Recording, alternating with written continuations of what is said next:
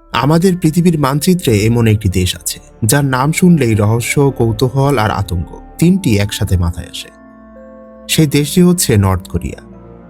পূর্ব এশিয়ায় অবস্থিত এই রাষ্ট্রটি কোরিয়া উপদ্বীপের উত্তর অংশে অবস্থান করছে। এর দক্ষিণে রয়েছে সাউথ কোরিয়া, উত্তরে ও উত্তর পশ্চিমে চায়না এবং উত্তর পূর্ব সীমান্তে রয়েছে রাশিয়া। পূর্ব দিকে ইস্ট সি এবং পশ্চিমে ইয়োলো সি এই দেশটিকে ঘিরে রেখেছে। নর্থ কোরিয়াকে পৃথিবীর সবচেয়ে ক্লোজড কান্ট্রি বলা হয় এর কঠোর নিয়ন্ত্রিত সমাজ ব্যবস্থার কারণে। বলা হয়ে থাকে বাইরে থেকে যে এই দেশ সম্পর্কে জানতে চেয়েছে সে কখনো আর জীবিত ফিরে আসেনি। এই দেশে এখনো সাধারণ মানুষের জন্য উন্মুক্ত ইন্টারনেট নেই। তারা ব্যবহার করে একটি সীমিত অভ্যন্তরীণ নেটওয়ার্ক। বিদেশি সংবাদ মাধ্যম নিষিদ্ধ, নাগরিকদের বিদেশ ভ্রমণ প্রায় অসম্ভব, আর দেশের ভেতরে প্রতিটি তথ্য সরকার দ্বারা নিয়ন্ত্রিত। বাইরের বিশ্বের কাছে যা পৌঁছায় তার বেশিরভাগই স্যাটেলাইট ছবি বা পালিয়ে আসা নাগরিকদের বর্ণনার উপর নির্ভরশীল।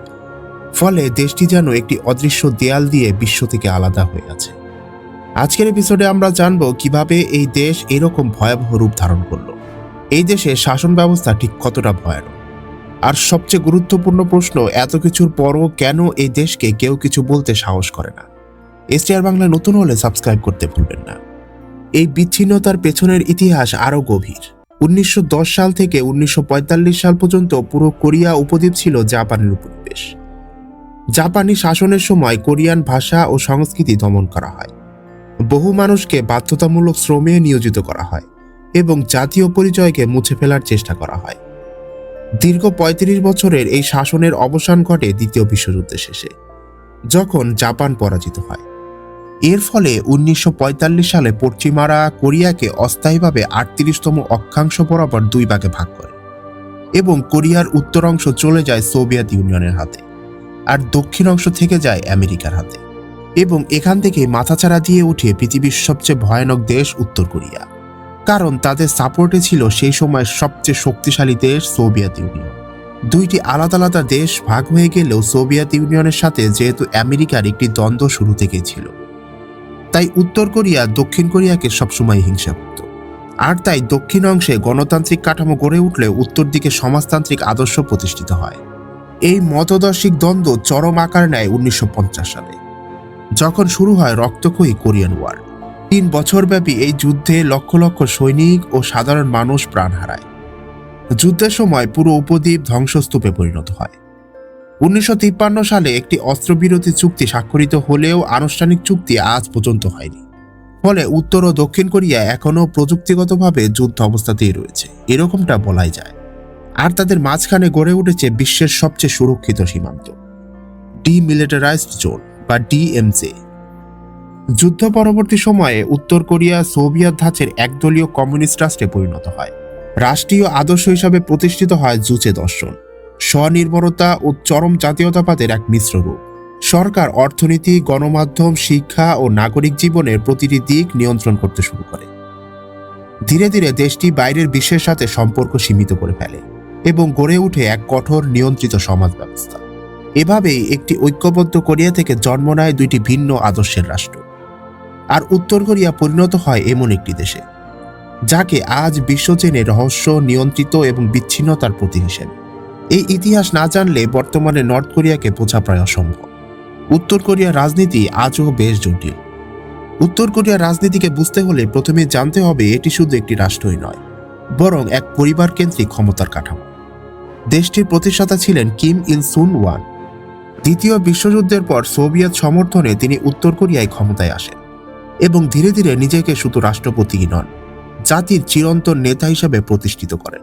তার নেতৃত্বে গড়ে ওঠে একদলীয় শাসন ব্যবস্থা, যেখানে বিরোধী মত এবং ভিন্ন রাজনৈতিক দল কার্যত অস্তিত্বহীন। কিম ইল সং এর মৃত্যুর পর ক্ষমতা যায় তার ছেলে কিম জং ইলের হাতে এবং পরে বর্তমান নেতা কিম জং উন রাষ্ট্র পরিচালনার দায়িত্ব নেন। এভাবেই টানা 3 প্রজন্ম ধরে কিং পরিবার দেশটির সর্বোচ্চ ক্ষমতা ধরে রেখেছে। বিশ্ব রাজনীতিতে এরকম উদাহরণ খুবই বিরল, যেখানে একটি কমিউনিস্ট রাষ্ট্র বাস্তবে রাজতন্ত্রের মতো পারিবারিক উত্তরাধিকারে পরিচালিত হয়। উত্তর কোরিয়ায় নেতাকে শুধু প্রেসিডেন্ট বা চেয়ারম্যান বলা হয় না, তাকে বলা হয় সুপ্রিম লিডার। এই সুপ্রিম লিডার কালচারের মাধ্যমে নেতাকে একটি দেবতুল্য মর্যাদা দেওয়া হয়। দেশের প্রতিটি ঘরে নেতাদের ছবি টানানো বাধ্যতামূলক। এবং প্রতিদিন তা পরিষ্কার রাখা নাগরিকদের দায়িত্ব। আর এখান থেকে শুরু হয় উত্তর কোরিয়ায় মানুষের চরমতম দুর্ভোগ। উত্তর কোরিয়ায় সাধারণ মানুষের জীবন বাইরে থেকে দেখলে অনেকটাই রহস্য ও সীমাবদ্ধ মনে হয়। এখানে প্রতিটি মানুষকে রাষ্ট্রীয় নিয়ন্ত্রণে কঠোর কাঠামোর মধ্যে বসবাস করতে হয়। তাদের দৈনন্দিন জীবন, তথ্য গ্রহণ, শিক্ষাগত ও সামাজিক কর্মকাণ্ড সবকিছুই সরকারের নজরদারিতে রয়েছে। যেমন ইন্টারনেট ব্যবহার। উত্তর কোরিয়ায় সাধারণ মানুষের মধ্যে ইন্টারনেট প্রায় একেবারেই সীমিত, নেই বললেই চলে। তারা আন্তর্জাতিক ওয়েবসাইট ব্যবহার করতে পারে না, বরং একটি অভ্যন্তরীণ নেটওয়ার্ক কোয়ামিং ব্যবহার করে, যা সরকারের অনুমোদিত তথ্য ও ওয়েবসাইটের মধ্যেই সীমাবদ্ধ। বিদেশি সংবাদ, সামাজিক যোগাযোগ মাধ্যম বা আন্তর্জাতিক ইমেল ব্যবহার করা গুরুতর অপরাধের সমান। টেলিভিশন, রেডিও, সংবাদপত্র সবই সরকারের সম্পূর্ণ নিয়ন্ত্রণে।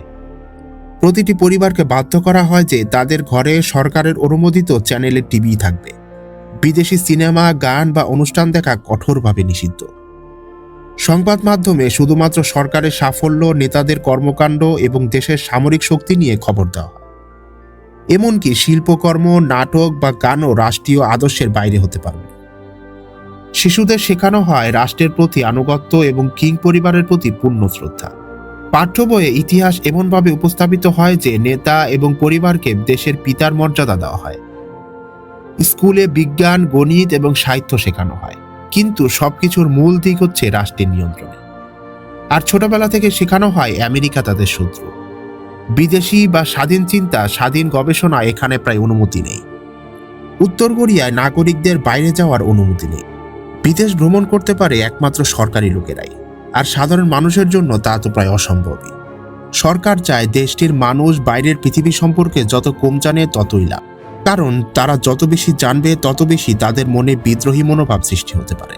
উত্তর কোরিয়ায় সাধারণ মানুষের জন্য অনেক কিছুই সম্পূর্ণভাবে নিষিদ্ধ, যেমন বিদেশি সংবাদ, বই, সিনেমা বা গান, রাজনৈতিক সমালোচনা, ধর্মচর্চা এবং বিদেশি ধর্মগ্রহণ। বিদেশি কার্ড, ছবি বা প্রযুক্তি লুকিয়ে রাখা বা ব্যবহার করা সম্পূর্ণরূপে অপরাধ। অনুমোদন ছাড়া বিদেশি মানুষের সঙ্গে যোগাযোগ করা যাবে না। প্রদর্শনী, নাচ বা শিল্পকর্ম যা সরকারের আদর্শের বিপরীত, তা প্রদর্শন করা কঠোরভাবে নিষিদ্ধ। এছাড়াও তারা চুল কিভাবে কাটবে সরকার ঠিক করে দেয়, কাকে বিয়ে করবে, কি খাবে, কখন করবে, কখন হাসবে। জি, আপনি ঠিকই শুনেছেন, মানুষের এই হাসিটাও সরকার দ্বারা নিয়ন্ত্রিত। উত্তর কোরিয়ার মানুষ যদি কোনো কারণ ছাড়াই হাসে তাহলে তাকে জেলে যেতে হতে পারে। সব মিলিয়ে উত্তর কোরিয়ায় নাগরিকদের জীবন পুরোপুরি নিয়ন্ত্রিত। তারা প্রতিনিয়ত সরকার, শাসক পরিবার এবং রাষ্ট্রীয় আদর্শের সঙ্গে সামঞ্জস্য রেখে জীবনযাপন করে। এখন আসি আমাদের শেষ প্রশ্ন, কেন বিশ্ববাসী বা অন্যান্য দেশ সাধারণভাবে তাদের বিষয়ে মুখ খোলার সাহস পায় না? এর একটি বড় কারণ হচ্ছে পারমাণবিক অস্ত্র। উত্তর কোরিয়া শুধুমাত্র শক্তিশালী সামরিক বাহিনী বা সীমান্ত নিয়ন্ত্রণের জন্যই ভয়ঙ্কর নয়, বরং তাদের কাছে রয়েছে পারমাণবিক বোমা এবং ক্ষেপণাস্ত্র প্রযুক্তি, যা তাদের একটি অবাধ্য রাষ্ট্র হিসেবে গড়ে তুলেছে। ইতিহাসে দেখা যায় সোভিয়েত ইউনিয়ন তাদের প্রায় 50টিরও বেশি পারমাণবিক প্রযুক্তি সরবরাহের মাধ্যমে এই প্রযুক্তিতে উদ্ধৃত করেছিল। সোভিয়েত সমর্থন ছাড়া উত্তর কোরিয়া হয়তো এত দ্রুত পারমাণবিক ক্ষমতা অর্জন করতে পারত না। এই পারমাণবিক ক্ষমতা তাদের শুধু প্রতিরক্ষা বা আক্রমণাত্মক সামরিক শক্তি দিচ্ছে না, বরং আন্তর্জাতিক রাজনৈতিক অঙ্গনে তাদেরকে শঙ্কিত এবং অনিয়ন্ত্রিত রাষ্ট্র হিসেবে স্বীকৃতি দিয়েছে। ফলে বিশ্বের বহু দেশ, ইভেন শক্তিশালী রাষ্ট্রগুলো উত্তর কোরিয়ার বিরুদ্ধে সরাসরি কার্যকর পদক্ষেপ নিতে দ্বিধাবোধ করে। কারণ যদি কিছু ভুল হয় বা উত্তেজনা বাড়ে, তাহলে পারমাণবিক অস্ত্র ব্যবহার হতে পারে, যা শুধু কোরিয়াকে নয়, পুরো অঞ্চলের জন্য ভয়ঙ্কর পরিস্থিতি সৃষ্টি হবে। সুতরাং পারমাণবিক অস্ত্র শুধু একটি অস্ত্রই নয়, এটি উত্তর কোরিয়ার রাজনৈতিক ও কৌশলগত শাসনকে শক্তিশালী করার মূল হাতিয়ার, যা বিশ্বের যে কোনো দেশের জন্য তাদের সম্পর্কে সরাসরি কিছু বলার সাহসকে সীমিত করছে। আশা করি আজকের ভিডিওটি আপনার কাছে ইনফরমেটিভ লেগেছে। তাহলে এসটিআর বাংলাকে সাবস্ক্রাইব করতে ভুলবেন না। দেখা হচ্ছে নতুন এপিসোডে।